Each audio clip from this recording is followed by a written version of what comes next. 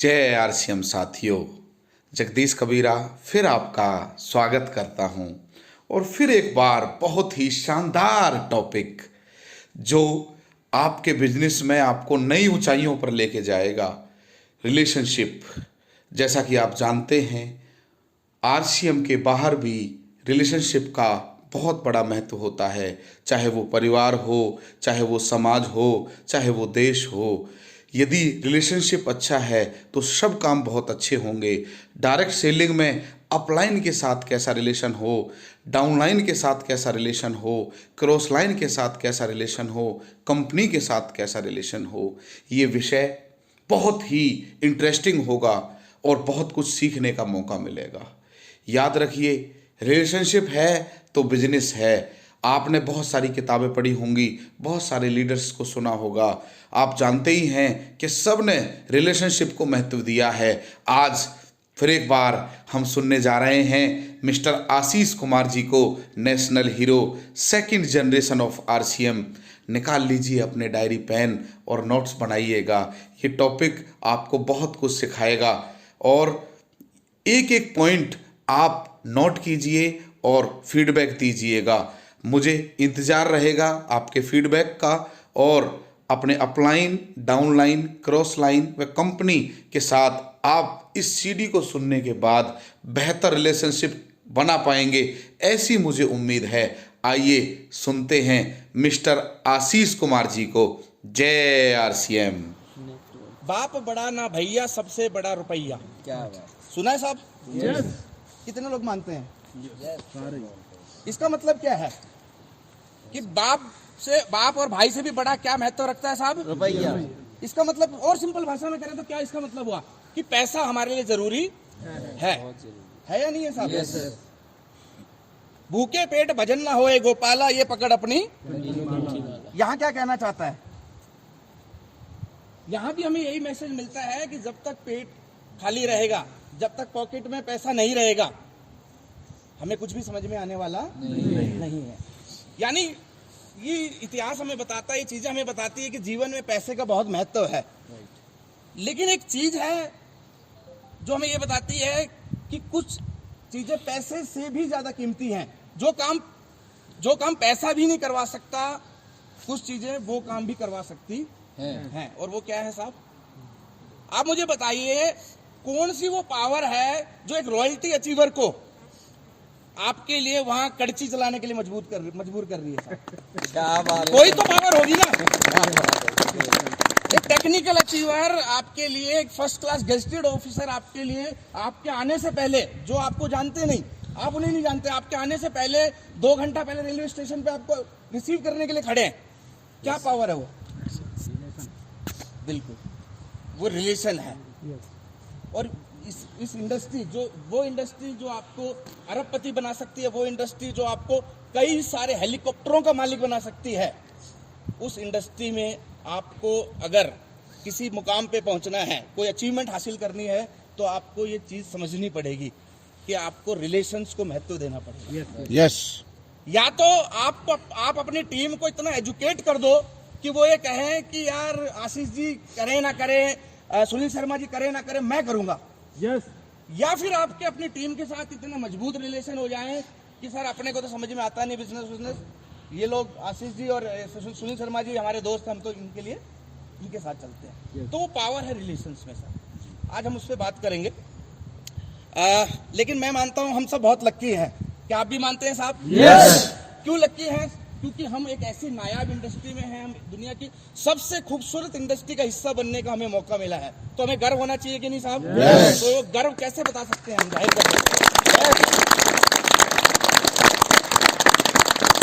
We are proud of. हमें गर्व होना चाहिए कि हम एक ऐसी इंडस्ट्री में हैं जो दुनिया की 21वीं सदी की सबसे तेजी से बढ़ने वाली इंडस्ट्री है। और उससे भी ज्यादा हम लक्की इसलिए हैं कि हम उस इंडस्ट्री की सबसे सक्षम और सबसे कैपेबल और सबसे मजबूत कंपनी के साथ जुड़े हुए हैं, जिसका नाम है आरसीएम। मैंने कहीं पढ़ा था कि एक युद्ध में एक योद्धा का निपुण होना जितना जरूरी है, उसके सारथी का भी निपुण होना उतना ही जरूरी है। महाभारत के कंटेक्स्ट में वो बात कही जा रही थी।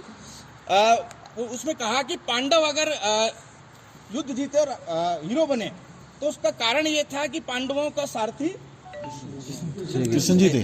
अगर श्री कृष्ण सारथी नहीं होते तो शायद परिणाम कुछ और भी हो सकते थे। तो मुझे आप लोगों के कॉन्फिडेंस पे, आप लोगों की कैपेबिलिटी पे कोई शक नहीं है, लेकिन सफलता की 101% वाली मोहर तब लग जाती है जब हमारे जो सारथी हैं, जब हमारे कोच हैं, जो हमारे मेंटोर हैं, वो इस इंडस्ट्री के सबसे डिसिप्लिन, सबसे केयरिंग और सबसे विजनरी लीडर है श्रीमान रामकिशन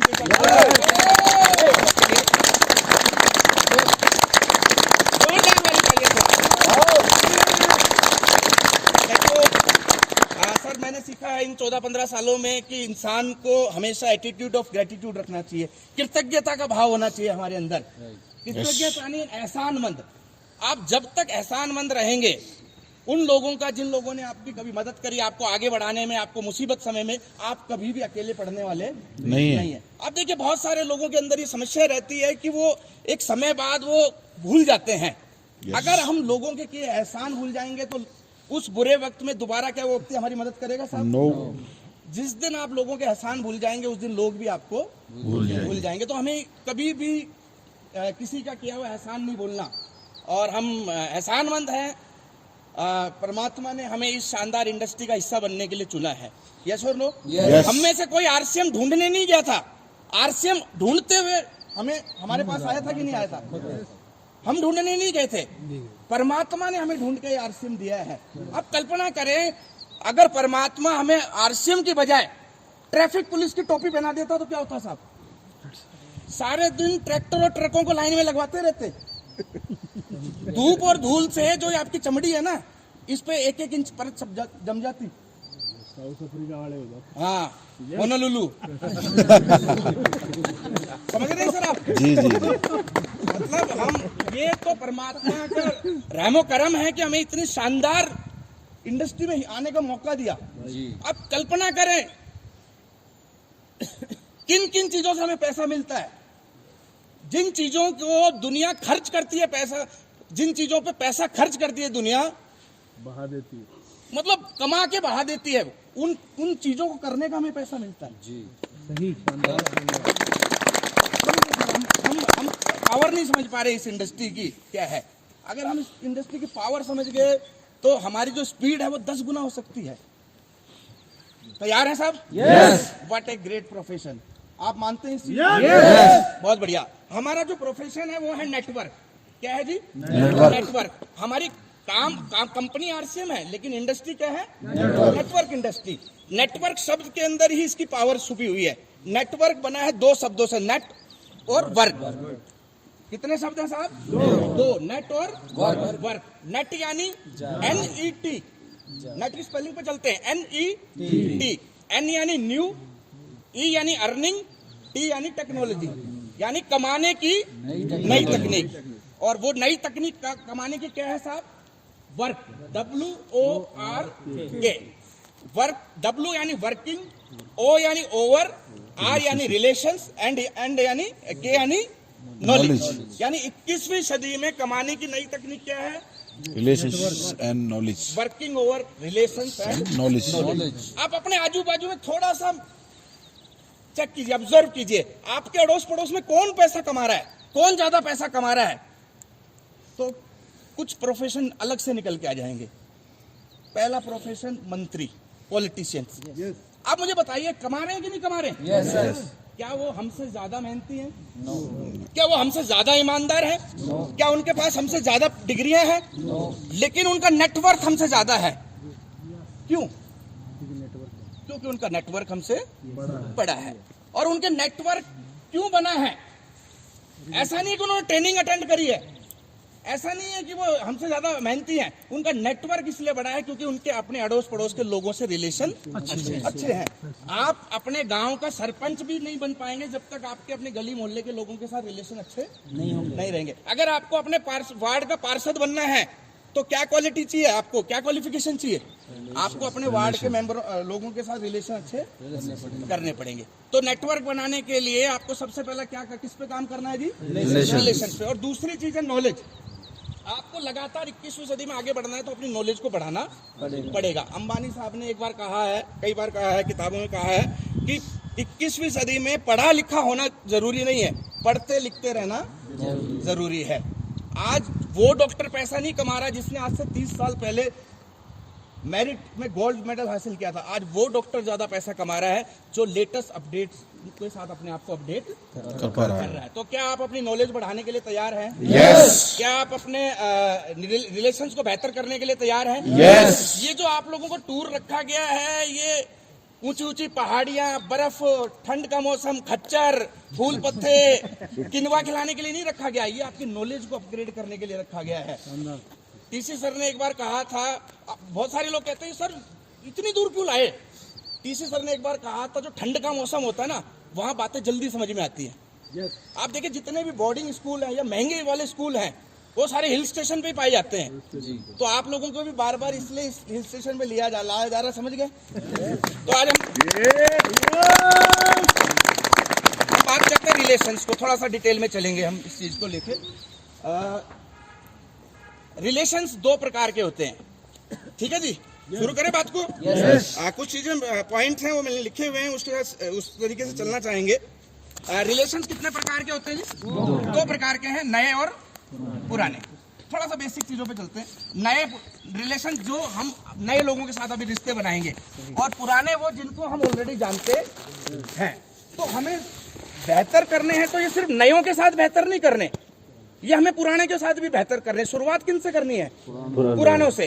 क्योंकि हम देखो, जंगल में मोर नाचा किसने देखा? आपने अपने दिल्ली से दूर आके यहाँ स्टेशन बना लिया, और यहाँ लोग आपको रात को 2 बजे स्टेशन पे लेने आ रहे हैं। आपका माल फूल मालाओं से मान सम्मान हो रहा है। आपके रिश्तेदार को क्या पता चला? उसके साथ तो आज भी आपके रिलेशन वो तू तड़ा गाली गलोच वाले ही है। तो पहले उसको ठीक करने पड़ेंगे कि नहीं करने पड़ेंगे? तो पहले हम बात करते हैं पुराने रिलेशन, जो हमारे रिश्तेदार हैं, मामा, चाचा, जीजा, साला, जिनके साथ अमूमन हमारे रिश्ते ज्यादा बेहतर नहीं रहते तो वो जुड़े क्यों नहीं आपके साथ? एक बात बताओ, अनजान आदमी को ये बात समझ में आ गई कि 20 रुपए वाला नमक ये भाई 14 रुपए में दे रहा है, और आपके चाचा को ये बात समझ में नहीं आई। तो समस्या नमक में थोड़ी थी, समस्या तो आपके और उसके रिलेशन में। तो नए लोगों से कितने भी अच्छे रिलेशन बना लो, पहले आपको पुराने लोगों से रिलेशन सुधारने पड़ेंगे। अब कुछ लोग थे जो जुड़ गए हैं, उनके साथ भी हमारे रिलेशन खराब हो गए हैं, तो हमें उनको भी सुधारने पड़ेंगे, ठीक है? फिर दूसरे कैटेगरी है नए लोगों के। वो लोग देखिए, ये बिजनेस क्या, हर बिजनेस का कोई ना कोई रॉ मटेरियल होता है, कच्चा माल। आपके पास एक उन्नत टेक्नोलॉजी की मशीनरी है, आप मेहनती व्यक्ति हैं, लेकिन कच्चा माल नहीं है, कुछ तैयार कर पाएंगे, फाइनल प्रोडक्ट तैयार होगा? तो हमारी इंडस्ट्री का कच्चा माल क्या है?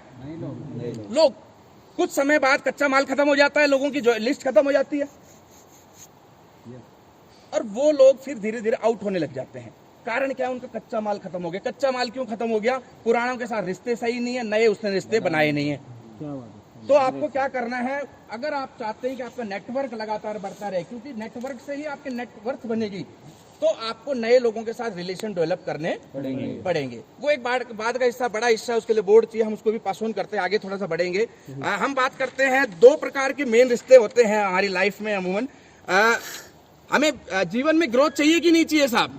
बिजनेस में ग्रोथ चाहिए कि नहीं चाहिए साहब? क्या कभी लड़ाई झगड़ों में या माहौल खराब होने की वजह से ग्रोथ हो सकती है साहब?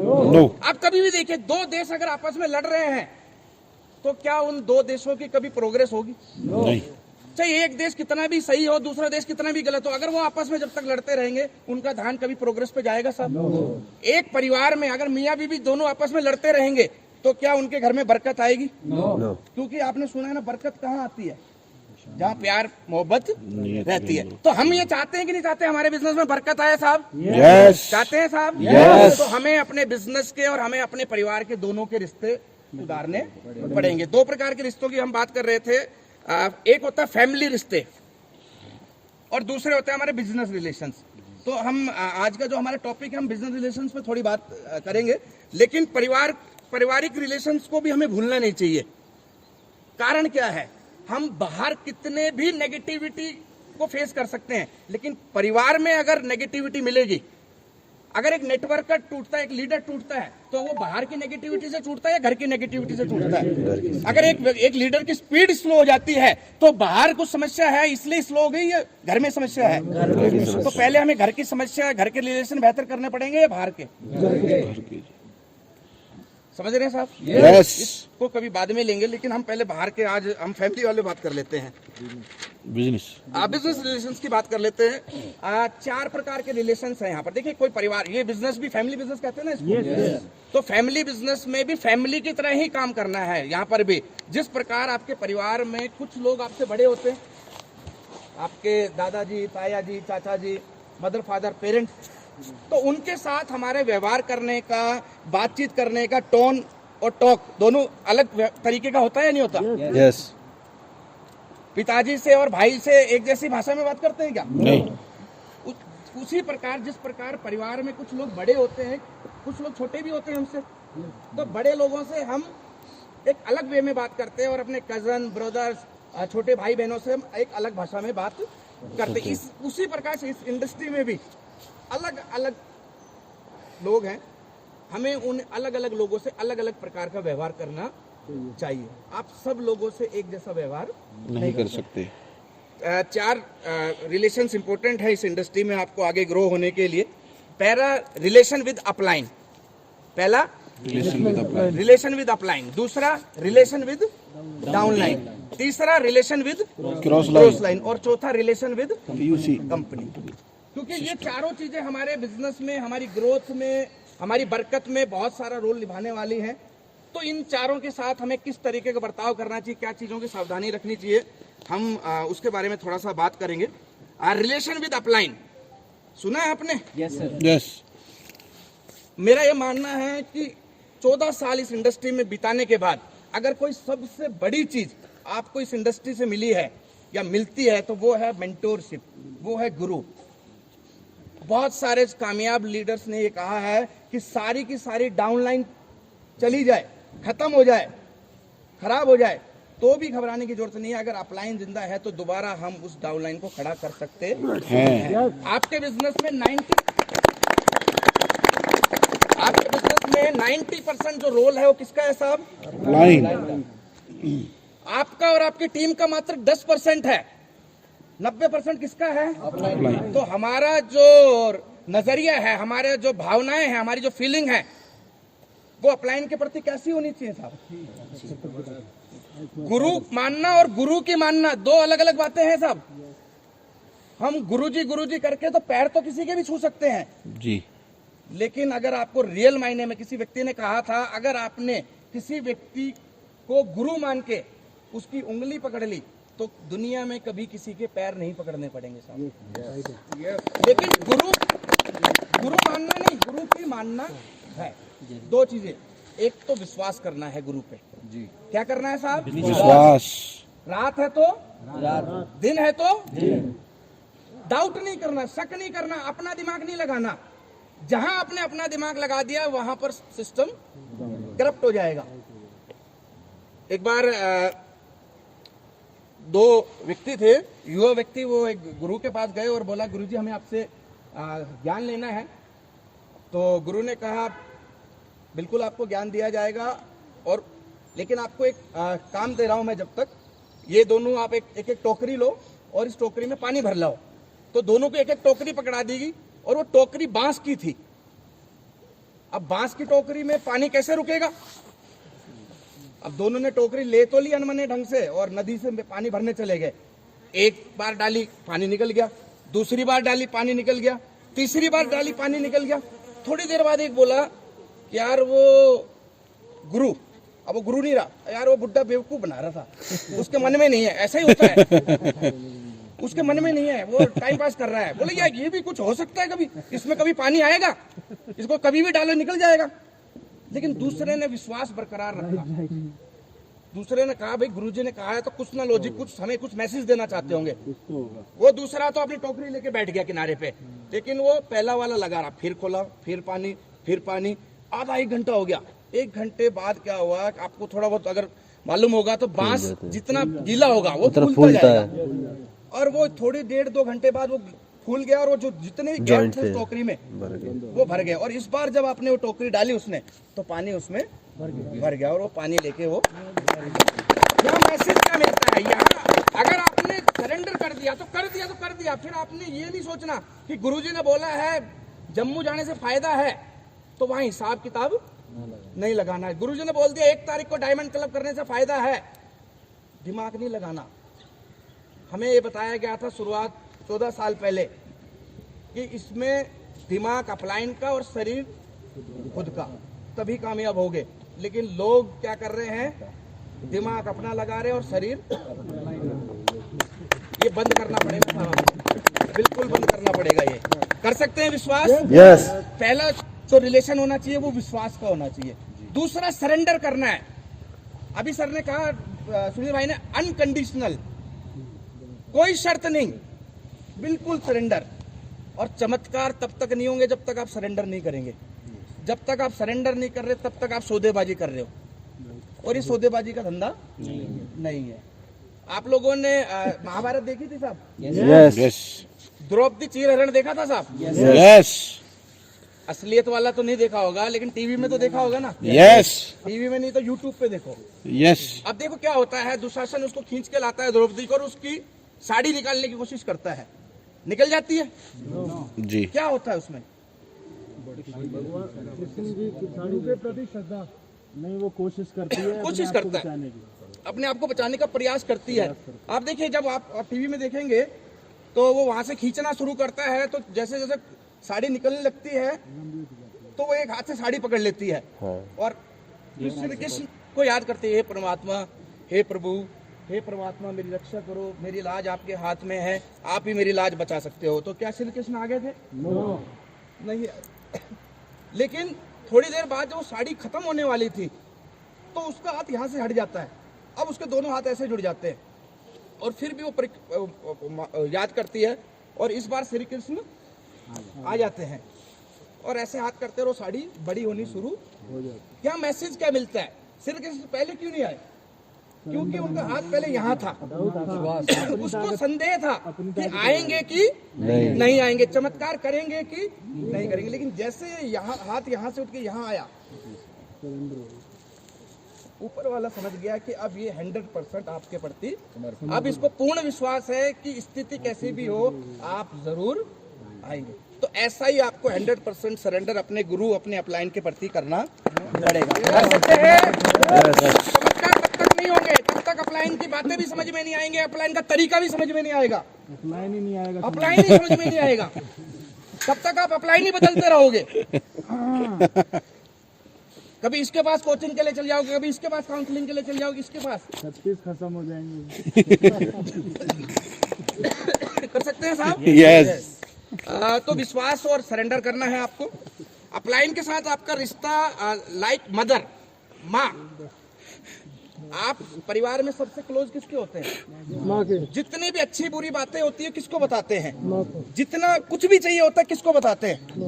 आज भी हम 36 साल का हो गया हूँ, कभी भी कुछ भी चाहिए, इतना क्लोज होने के बावजूद भी मैं अपने फादर को नहीं बोलता, मदर को ही बोलते, वही घुमा फिरा के होती तो मिलती तो फादर से ही है चीजें, लेकिन क्लोजनेस किसके साथ होती है ज्यादा? क्योंकि हमारी, हम उनके साथ सब चीज ओपन रखते हैं। यही रिलेशन आपको अपनी अपलाइन के साथ रखना चाहिए। अपलाइन को अपनी माँ समझ के हर चीज आपको उनके साथ शेयर करनी करनी है। कर पाएंगे साहब? यस। जिस प्रकार माँ ममता की मूर्त होती है, उसी प्रकार अपलाइन के रोल में, जब आप अपलाइन के रोल में होते हैं तो आपको भी आपके एक्शंस में, आपके एक्टिविटीज में भी ममता नजर आनी चाहिए। आप कभी भी देख लीजिए, सर कभी अपने बारे में नहीं सोचते, जिस प्रकार माँ अपने बारे में नहीं सोचती वो अपने बच्चे के बारे में सोचती है। होता है नहीं होता साहब? खुद पेन लेती है लेकिन प्रयास ये करती है कि मेरे बच्चे को पेन नहीं आना चाहिए। उसी प्रकार अपलाइन भी, एज ए अपलाइन आपको भी यही एटीट्यूड अपने अंदर लाना है, क्योंकि बिजनेस ही विन विन सिचुएशन पे है।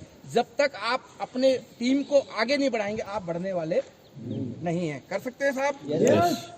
जब आप अपलाइन के रूप में हैं तो आपको बॉस नहीं बनना, आपको ऑर्डर नहीं चलाना, क्योंकि we all are independent business owner. हम सब इंडिपेंडेंट बिजनेस ओनर हैं।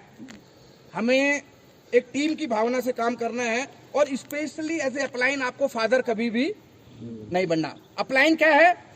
मदर। फादर नहीं बनना है, क्योंकि समस्या ये है इंडियन फादर को सबसे कम विश्वास किस पे होता है साहब? अपने बच्चों।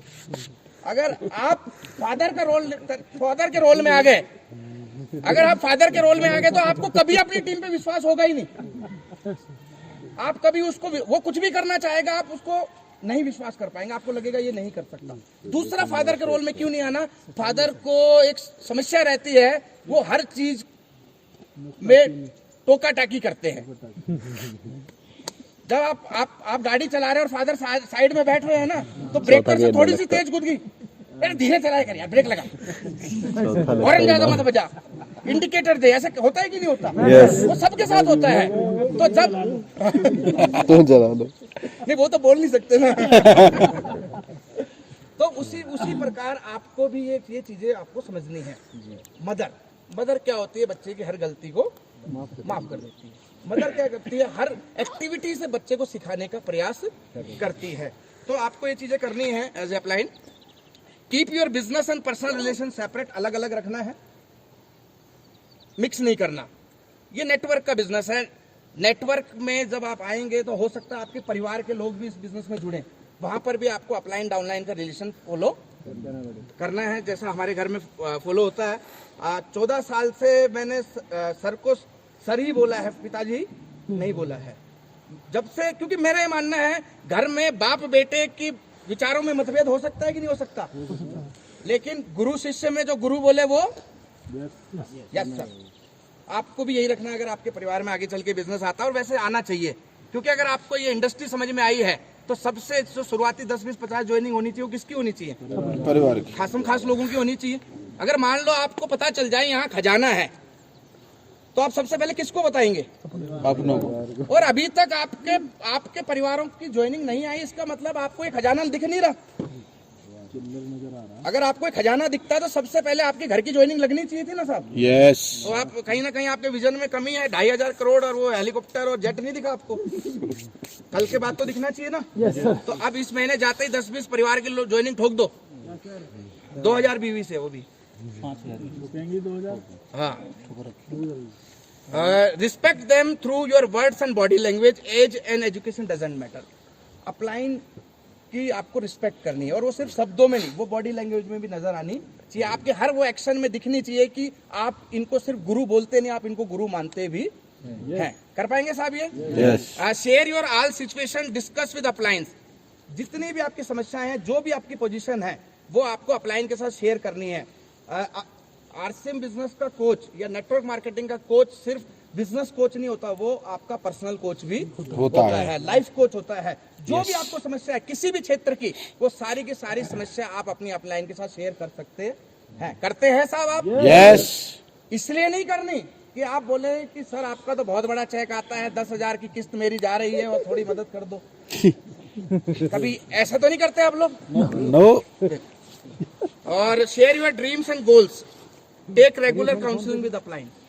आपको अपने ड्रीम्स और गोल्स शेयर करने हैं, क्योंकि जो सपने हैं, जो आपकी ख्वाहिशें हैं, वहां तक पहुंचने का रास्ता कौन बता सकता है साहब? अपलाइन। जो ऑलरेडी वहां तक पहुंच चुका है, और वो आपके डाउनलाइन में नहीं हो सकता। वो कहाँ हो सकता है साहब? आपके अपलाइन में। और इसलिए भी आपको रिलेशन में मर्यादाएं फॉलो करनी है, क्योंकि ये बिजनेस है, बिजनेस ऑफ डुप्लीकेशन का। आप जैसा करेंगे आपकी टीम वैसा ही करेगी। आप चाहते हैं कि आपकी टीम एज ए अपलाइन आपकी रिस्पेक्ट करे? यस। आप चाहते हैं कि आपकी टीम एज ए अपलाइन आपकी बात माने? यस। तो आपको पहले एज ए डाउनलाइन अपनी अपलाइन के साथ ये रिलेशन फॉलो करना पड़ेगा। दूसरे रिलेशन पे आते हैं, रिलेशन विद डाउनलाइन। अगर माँ अपलाइन है तो डाउनलाइन क्या हो गया साहब? बच्चा। तो अब आप बच्चे के रूप में आ गए हैं, आप अपलाइन के रूप में आ गए हैं, तो आपको अपने डाउनलाइन को क्या समझना है साहब? बच्चा। और आप डाउनलाइन बच्चे हैं तो आप क्या बन गए? माँ। आपको यहाँ पर इस तरीके से काम करना है। जब बच्चा कोई गलती करता है तो माँ क्या करती है? संभालती है ना उसको। गुस्सा करती है क्या? मोटिवेट करती है, उसको उम्मीद देती है। जब बच्चे को चलना सिखाया जाता है पहली बार, तो पहली बार में चलने लग जाता है क्या? नहीं। गिरता है ना। यस। तो क्या कहती है माँ? अरे नालायक, तू चलना सीखेगा कि नहीं? ये कहती है? नहीं। कोई बात नहीं, उठ उठ खड़ा हो, शाबाश। तेरे पापा जी भी, तेरे मम्मी जी भी ऐसे ही चलना सीखे थे, गिर गिर के ही। पापा जी मोटिवेट करती है कि नहीं करती है? यस। आपको भी ऐसे ही अपने नए साथियों को मोटिवेट करना है। वो उसको हर वो चीज सिखाती है जो उसको आगे चल के काम आने वाली है। आप मुझे बताइए, आप घरों में 5-5, 6-6 साल के बच्चे होते हैं, जब कोई बाहर का मेहमान आता है उनको बोलते हैं नमस्ते बोलो, पैर धोक लगाओ।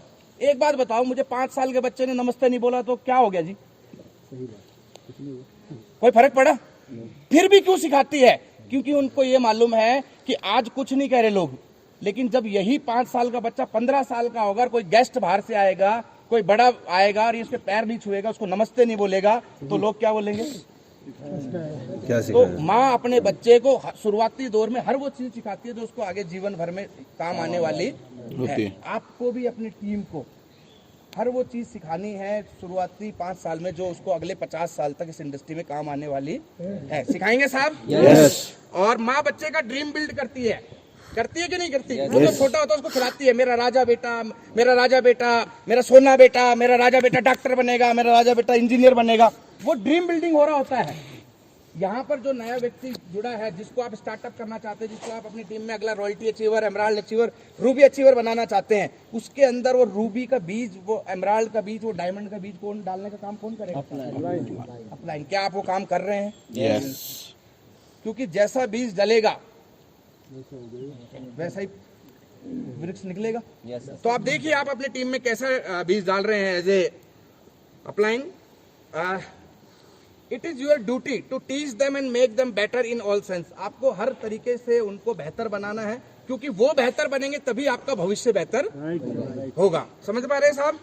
All round. सिर्फ अपनी टीम को बीवी मशीन नहीं समझनी। इस बार तो 25,000 कर दे, इस बार तो 50,000 कर दे। आपको उसको इस तरीके से डेवलप करना है कि वो 25-50 हजार नहीं, वो आपको एक फैक्ट्री, एक कंपनी नजर आना चाहिए। बहुत सारे लोग अपने टीम को सिर्फ बीवी मशीन मानते हैं, वो उन्हें सिर्फ गन्ना मानते हैं, और सोचते हैं इसको डालो मशीन में और इसका सारा रस निकाल लो। अगर वो गन्ना है तो हमें उसका रस नहीं निकालना, उस गन्ने के टुकड़े कर करके उस गन्ने को बोना है, उस गन्ने से गन्नों के खेत कर पाएंगे साहब? Yes. Always give them counselling and planning for their future business. आप उनको भविष्य के लिए तैयार कर सकते हैं साहब? यस। क्योंकि ये बिजनेस किसका है? भविष्य का बिजनेस है। Always talk positive things, give hopes. उम्मीद दीजिए उनको, और सिर्फ पॉजिटिव बात ही आपको उनके साथ करनी है। नेगेटिव बात इस इंडस्ट्री में जहर समान है। किस समान है साहब? और जहर के अंदर एक खासियत होती है, जहर कोई भी दे रिजल्ट सेम मिलता है। जहर आपके माँ बाप खिलाएंगे तब भी परिणाम सेम रहेगा, और जहर आपके दुश्मन खिलाएंगे तब भी परिणाम सेम रहेगा। और नेगेटिविटी क्या है जी हमारी इंडस्ट्री का? जहर। जहर। आप ये मत सोचना कि एज ए अपलाइन अगर आप कुछ नेगेटिव बात अपनी टीम को बोल रहे हैं तो वो उसको आगे बढ़ा रही है, वो उसको पीछे ही गिराएगी। और हमारी इंडस्ट्री में नेगेटिव बात करना एक जुर्म है। क्या है साहब? जुर्म। और बहुत सारे अपलाइन ये जुर्म जाने और अनजाने में करते रहते हैं। तो आप तो नहीं कर रहे साहब? No. Never overcommit with downline. कभी भी डाउनलाइन के साथ ओवर कमिटमेंट नहीं करना। रिलेशन क्यों खराब होते हैं साहब? जब हमारी कथनी और करनी में अंतर आ जाता है। हमारी कथनी और करनी में अंतर आएगा तो रिलेशन हमारे खराब होते चले जाएंगे। ओवर कमिटमेंट नहीं करना। हम जाने अनजाने में कई बार कमिट कर देते, अरे चिंता मत कर, तेरी एक तो मैं चला दूंगा, दूसरी तू देख ले, बीवी चला दूंगा। होता ही नहीं होता। और फिर बाद में क्या पता चलता है कि जो हमने गारंटी ली थी वो तो नहीं चली और उसकी चल गई, लेकिन आपने तो उसको कमिटमेंट कर दिया था, आपने उसको जबान दे दी थी। अब उसको सिस्टम भूल गया, वो तो जबान पकड़ गया आपकी, आपने बोला था ये संभालूंगा मैं। अब वो थोड़े दिन बाद वो दूसरी वाली बड़े जिस जो खुद काम कर रहा था वो ये होगी, ये भी होगी, लेकिन ये आज भी इसको यही मानता है आपके कमिटमेंट की वजह से। वो करें जो वो बोले जो आप कर सकते हैं, जो आप नहीं कर सकते वो आपको कभी नहीं बोलना है। कर पाएंगे साहब? यस। अगर आप चाहते हैं कि आपके रिलेशन डाउनलाइन के साथ बेहतर हो, चाहते हैं वैसे? यस। क्योंकि डाउनलाइन टीम होगी तो आपका बिजनेस होगा, बिजनेस होगा तो अचीवमेंट आएगी, ग्रोथ आएगी। सबसे पहले 3-4 काम मैं आपको बता सकता हूं जो आप अपने रिलेशंस बेहतर कर सकते हैं अपनी टीम के साथ। सबसे पहला बताओ।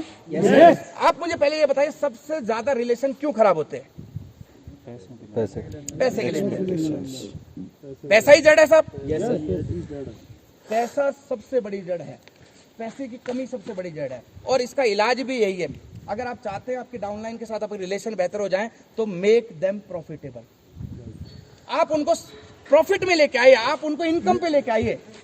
ऐसा हो सकता है कि आपकी टीम में एक व्यक्ति इनकम पे आ जाए आपकी वजह से, आपके सपोर्ट से, और वो आपका फोन ना उठाए साहब।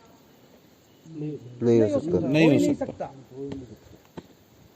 वो फोन इसलिए नहीं उठा रहा, वो इसलिए आपके साथ खफा खफा रहता है कि कहीं ना कहीं उसे ये लगता है कि आपके काम करने के तरीके की वजह से उसको ग्रोथ नहीं मिल रही। तो मेक देम प्रॉफिटेबल, आप प्रॉफिट में लेके आए। रिलेशन, हमारे पीयूसी, हमारी टीम में एक पीयूसी होल्डर है, उसके साथ रिलेशन आपके क्यों खराब हो गए? पैसे क्योंकि कहीं ना कहीं पैसे का मसला फंस गया। है। दूसरा, केयर देम, रिस्पेक्ट देम। आपको उनकी केयर करनी है और उनको इज्जत देनी है। हमारे साथ क्या गलती हम करते हैं कि जब तक एक व्यक्ति अच्छा काम करता रहता है तो हम तो मेरा डायमंड भी तू, मेरा हीरा भी तू, मेरा बच्चा भी तू, मेरा सोना भी तू, ये करते हैं, और हम उसके रिजल्ट से उसके साथ अपने बॉन्डिंग को देखते हैं। रिजल्ट किसी कारण से कम ज्यादा हो सकते हैं कि नहीं हो सकते? यस। मान लो जिसको आप हीरा, सोना, मोती कुछ भी कह रहे थे, उसके घर में कोई समस्या होगी, अब वो चाहकर भी काम नहीं कर पा रहा है, चाहकर भी रिजल्ट प्रोड्यूस नहीं कर पा रहा है। अब आपका उसके पास कॉल जाना बंद, आपका उस तरीके की बॉन्डिंग बंद, गर्मजोशी से उसके साथ बात करना बंद, तो उस व्यक्ति के दिमाग में क्या जाएगा? ये तो अपना काम बनता, भाड़ में जाए जनता। ऐसा ही कुछ जाएगा ना उसके अंदर। यस। तो आपको ऐसा नहीं करना है, आपको हर व्यक्ति को प्रॉपर रिस्पेक्ट देनी, हर व्यक्ति की केयर करनी है। कर पाएंगे साहब? Yes. एक और तरीका जिससे आप अपने डाउनलाइन के साथ रिलेशन और बेहतर कर सकते हैं, develop a proper communication channel. एक कम्युनिकेशन चैनल विकसित कीजिए सर। रिश्ते खराब होने का सबसे पहला सिम्टम्स क्या होता है? बातचीत होनी बंद हो जाती है, और ये बातचीत जितनी ज्यादा समय तक बंद रहेगी, रिश्ते उतने ज्यादा खराब होते चले जाएंगे। आप चाहते हैं कि आपकी टीम में ये बातचीत बंद रहे ज्यादा समय तक? अब देखिए, मियाँ बीवी में जब बातचीत बंद, रिश्ता खराब होने लगता है, तो सबसे पहले क्या बातचीत बंद होती है? ऐसा नहीं कि आज ही लड़ाई हो गई तो खाना बनाना बंद कर देती है, पहले बातचीत बंद करती है। जब ज्यादा बिगड़ जाती है तो फिर खाना बनाना भी बंद कर देती है, फिर कहते मैं घर जा रही हूँ, हाँ फिर मायके जा रही हूँ। तो आपको क्या करना है, आपको ये देखना है कि ये गैप ज्यादा ना हो। कोई भी समस्या हो गई, बातचीत अगर कंटिन्यू रहेगी तो समस्या सुधरने के ज्यादा चांसेस हैं। तीन प्रकार की कम्युनिकेशन लिस्ट बनानी है। आज जाके एक लिस्ट बनाइए। एक लिस्ट उन लोगों की बनाइए जिनको आपको डेली कॉलिंग करनी है। हर व्यक्ति को मालूम है उसकी टीम में कौन वो लोग हैं जिनको डेली कॉल करने से वो अपने बिजनेस को बढ़ा सकते हैं। हॉट लिस्ट जिसे कहा जाता है, गुरुदेव इस शब्द का बहुत ज्यादा इस्तेमाल करते हैं और इस टेक्निक का भी बहुत ज्यादा इस्तेमाल करते हैं। आपके वो खास लोग जिनके रहने या ना रहने से आपके चेक की साइज में फर्क पड़ जाता है, वो आपके हॉट लिस्ट का हिस्सा होना चाहिए। दूसरी लिस्ट उन लोगों की बनाइए जिनको आपको कम से कम 10 दिन में एक बार कॉल करनी है। और तीसरी लिस्ट उन लोगों की बताइए जिनको कम से कम आपको महीने में एक बार कॉल करनी है। और एक महीने बाद भी अगर आपकी किसी की कॉल पे बात नहीं हो रही, इसका मतलब वो आपके नेटवर्क का हिस्सा अब नहीं है। आपको लग रहा है लेकिन वो आपके रडार में नहीं है। बनाएंगे साहब? अगर आप ये कम्युनिकेशन चलता रहेगा, टू वे कम्युनिकेशन रहेगा, तो रिलेशन खराब होंगे क्या साहब? नहीं होंगे। और चौथा काम करना है, ऑलवेज फॉलो ऑनेस्टी। ऑनेस्टी की पॉलिसी अपनाइए सर, ईमानदार रहिए। बेईमान लोगों के साथ कोई भी व्यक्ति रिलेशन लंबे समय तक बना के नहीं रखना चाहता। आपको पता चल जाए आपकी घरवाली आपके साथ बेईमानी कर रही है, आप कितने दिन उसके साथ रहना पसंद करेंगे साहब? शायद ज्यादा दिन नहीं करेंगे। जिस दिन आपकी टीम को पता चल गया कि आप उनके साथ ईमानदारी नहीं बरत रहे, सिर्फ ईमानदारी पैसे में नहीं है, ईमानदारी का मतलब है आपकी कथनी और करनी। आपने जो बोला है आपको ईमानदारी से वो पूरा करने का आदी होना चाहिए। कर पाएंगे साहब? अगर ये कुछ चीजें करेंगे तो आपके रिलेशंस बेहतर होते चले जाएंगे। क्रॉस लाइन के साथ रिलेशन पे आ जाएं। क्रॉस लाइन जैसा कि नाम से पता चलता है, एक लिमिट में रहना है उसके साथ। बहुत ज्यादा रिलेशन आपको ज्यादा घनिष्ठ करने की जरूरत नहीं है। Cross line is like help line, उससे सिर्फ हेल्प लेनी है और हेल्प देनी है। क्या करनी है जी? हेल्प लेनी और हेल्प देनी है। काउंसलिंग लेनी देनी नहीं करनी, टारगेट प्लानिंग लेनी देनी नहीं करनी। कर सकते हैं साहब? यस। क्रॉस लाइन आपके किस काम आ सकती है? क्रॉस लाइन आप वैल्यू बढ़ा सकती है, आपकी एडिफिकेशन कर सकती है, या एक तरीके से कहें तो क्रॉस लाइन आपका कैरेक्टर, आपको एक कैरेक्टर सर्टिफिकेट देती है, चरित्र प्रमाण पत्र भी आप उसको कह सकते हैं। मान लीजिए मुझे किसी XYZ बंदे के बारे में पता करना है, अगर मैं उसकी टीम से पूछूंगा तो टीम क्या कहेगी? साहब बहुत बढ़िया आदमी, बहुत बढ़िया सर, जबरदस्त, क्योंकि टीम को डर है, अगर बोल दिया तो फिर टाइम नहीं देगा। अगर अपलाइन से पूछूंगा तो बहुत बढ़िया, बहुत बढ़िया, क्योंकि अपलाइन का तो नेगेटिव बोलना ही नहीं, उसको मालूम है। लेकिन उस व्यक्ति के बारे में असलियत कहां से पता चलेगी? वो पता चलेगी उसकी क्रॉस लाइन, क्योंकि अगर वो कुछ अनएथिकल होगा या अनऑनेस्ट होगा या कथनी और करनी में अंतर रखता होगा तो क्रॉस लाइन जरूर उस बात को खुल के बताएगी। तो आप चाहते हैं कि आपकी क्रॉस लाइन आपको अच्छा गुड कैरेक्टर सर्टिफिकेट दे? Yes. तो आपको ईमानदार रहना है, उसके बंदे तोड़ने का प्रयास नहीं करना। अगर आप उसके बंदों को नहीं छेड़ेंगे तो मैं गारंटी दे रहा हूं वो आपके बंदों को नहीं छेड़ेगा। Share information related meeting and seminars आपको क्रॉस लाइन के साथ ये कर सकते हैं। Never counselling with cross line, आपने ये समझ गए। और ये हम लास्ट आ जाते हैं, कंपनी के साथ आपके रिलेशन कैसे होने चाहिए। जो कंपनी के साथ आपके रिलेशन है उसमें सबसे इंपॉर्टेंट आपकी फीलिंग है। क्या है जी? फीलिंग का मामला है, दिल का मामला है। यहाँ इंपॉर्टेंट ये नहीं है कि आपके पास स्टार रूबी की पिन है या आपके पास रॉयल्टी बिगिनर की पिन है। इंपॉर्टेंट क्या है? आपकी फीलिंग क्या है? कैसी है। हो सकता है बहुत सारे बड़ी पिन वाले भी उस तरीके की फीलिंग ना रखते हो जो एक नया व्यक्ति, आज जुड़ा हुआ व्यक्ति रख सकता है सब। तो आपको फीलिंग रखनी है, पॉजिटिव रखनी है। We are not customer, we are partners, इस चीज को आपको ध्यान रखना है। आपको यहाँ कस्टमर मेंटेलिटी से काम नहीं करना, आपको कैसे काम करना है जी?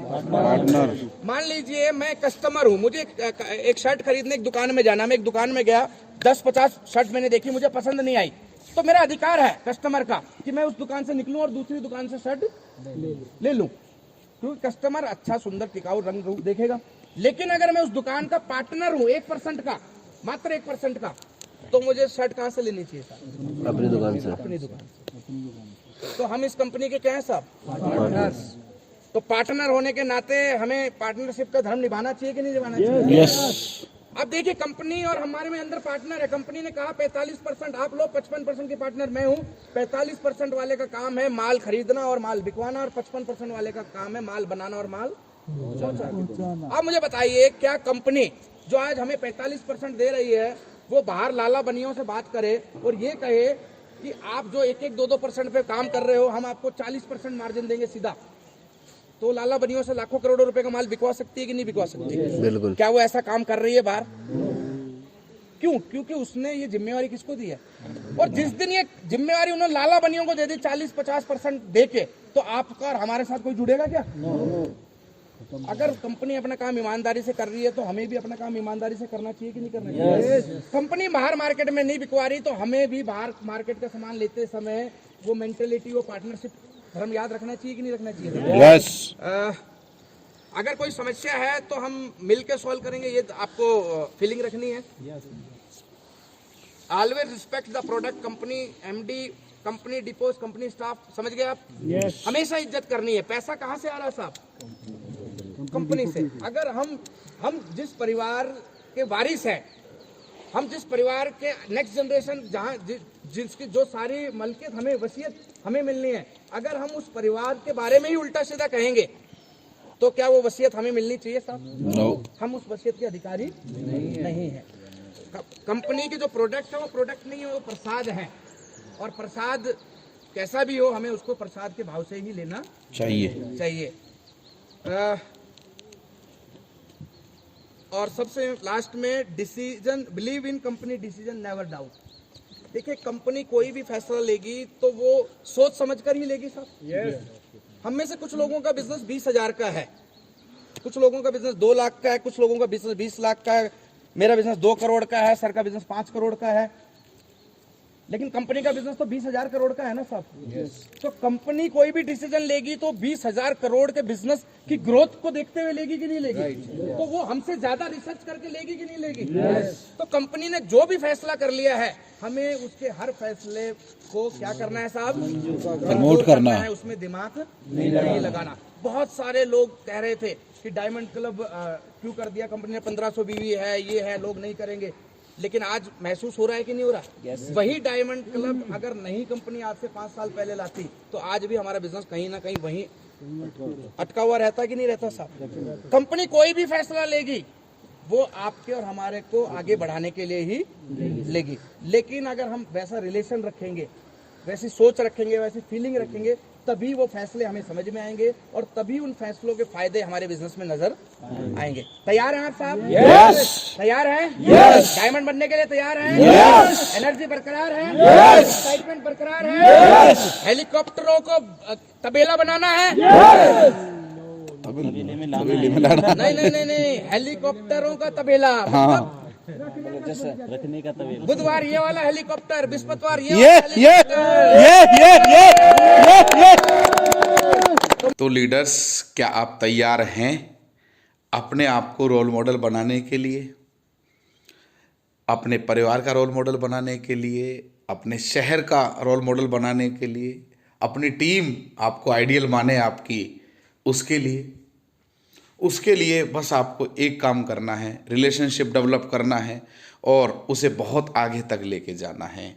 यदि आप छोटी टीम को संभाल पाए तो आगे चल के आपकी बहुत बड़ी बड़ी बड़ी टीम बनने वाली है। आप पूरे इंडिया में छाने वाले हो, बशर्ते आप लोगों से बातचीत करने की कला, उनके साथ रिलेशनशिप मेंटेन करना ये सीख पाए। तो आशा करता हूँ आप सभी ने बहुत कुछ सीखा होगा जो आपको जीवन में बहुत आगे लेके जाएगा। इसे शेयर कीजिए अपनी टीम के साथ, क्योंकि ये डुप्लीकेशन का बिजनेस है। हम करेंगे तो हमारी टीम भी करेगी। Thank you very much. हम ऐसे ही नए नए टूल्स, नई नई एजुकेशन लाते रहेंगे। प्यार बनाने के लिए दिल से धन्यवाद। जय RCM।